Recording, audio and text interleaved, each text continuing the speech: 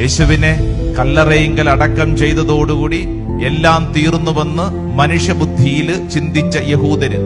എന്ന് ഓർക്കണം, മനുഷ്യന്റെ പദ്ധതികൾ അവസാനിക്കുന്നിടത്ത് ദൈവത്തിന്റെ പദ്ധതികൾ ആരംഭിക്കും.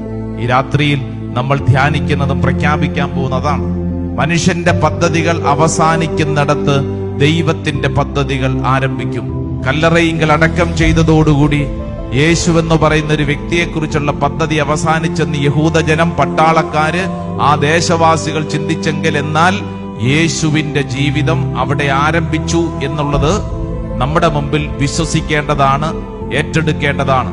ഇന്ന് നമ്മൾ കടന്നു പോകുന്ന ഏത് വിഷയമായിക്കൊള്ളട്ടെ, ഭാരമാവട്ടെ, വിശ്വസിക്കണം, എന്റെ ദൈവം ഞാൻ അവസാനിച്ചു എന്നിടത്ത് എനിക്ക് വേണ്ടി ദൈവം തുറക്കും.